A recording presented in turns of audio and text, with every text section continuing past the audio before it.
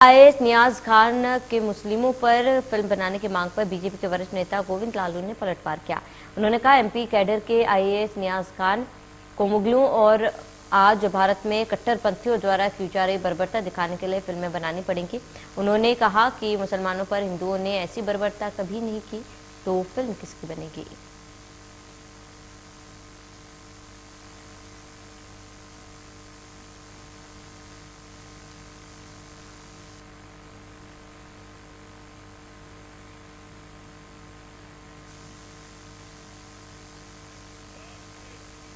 और ज्यादा जानकारी के लिए रेजिडेंट एडिटर प्रभु पटेरिया हमारे साथ लाइव जुड़ चुके हैं।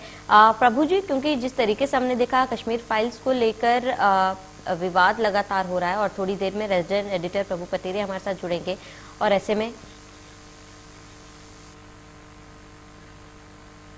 तो कश्मीर फाइल्स को लेकर लगातार विवाद जो है वो बढ़ता जा रहा है, जहां पर एक और हमने देखा कि दो समुदाय जो है दो गुट में बंट चुके हैं और ऐसे में तरह तरह की प्रतिक्रियाएं जो है इस मूवी को लेकर सामने आ रही है। और अब नियाज खान ने अपनी ये अलग ही मांग रखी है,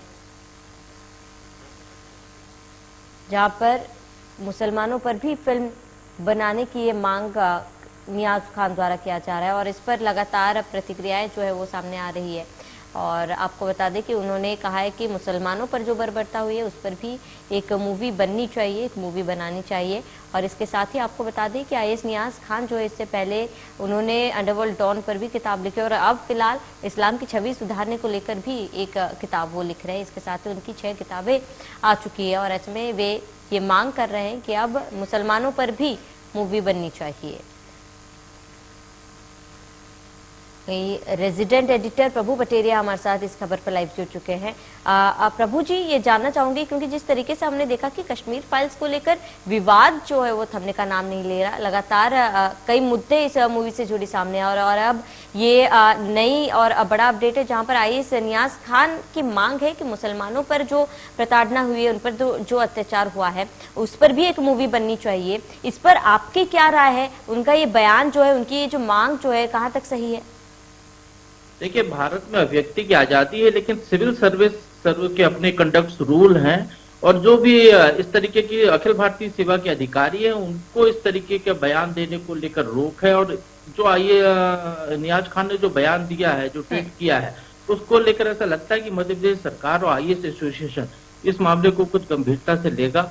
वो अपने जो भी कार्रवाई है वो नियमों के तहत उनसे पूछताछ कर सकता है, लेकिन उन्होंने जो मुद्दा उठाया है वो कहीं से ये नहीं कहा जा सकता कि एक तरफा मुद्दा है, क्योंकि कश्मीर फाइल एक बड़ी फिल्म है। एक कश्मीर में बड़ी तादाद में नरसंहार हुआ था, एक साथ कई लोगों का पलायन हुआ था, तो वो एक मामला अलग है, उसको कई घटनाओं से वो जोड़ रहे हैं। ये स्वाभाविक है, देश में बहुत सारी जगहों पर ऐसी घटनाएं हुई होंगी जहाँ पर हिंदू मुस्लिम दंगे हुए हैं, क्योंकि भारत में सभी धर्मों के लोग रहते हैं, तो वहां पर ये उनकी अभिव्यक्ति की आजादी नहीं माना जा सकता इसको। और उनको शायद इस ट्वीट को करने के पीछे क्या उद्देश्य है, ये जल्दी ही सामने आ सकता है। बिल्कुल प्रभु जी, क्योंकि इस पर प्रतिक्रियाएं जो है वो अब सामने आ रही है। बीजेपी के कई नेता जो है उन्होंने अपनी प्रतिक्रिया इस पर दी है। ऐसे में क्या लगता है, क्योंकि आईएएस ऑफिसर होने के कारण उनका ये जो बयान जो है अलग अलग तरीकों से अलग अलग लोग जो है वो देख रहे हैं और ऐसे में बीजेपी कहीं ना कहीं इस बयान का विरोध कर रही है। देखिए, ये मुद्दा पूरे देश में तूल ले रहा है। कश्मीर फाइल जो फिल्म आई है, क्योंकि उसको लेकर कांग्रेस सरकार पर सवाल खड़े किए जा रहे हैं। वीपी सिंह की सरकार थी, उसकी बात की जा रही है। जगमोहन वहां पे गवर्नर थे, उस बात को किया जा रहा है। इन तमाम मुद्दों के बीच में जो निकल कर आ रहा है कि भारतीय जनता पार्टी उसमें अपनी बात कर रख रही है।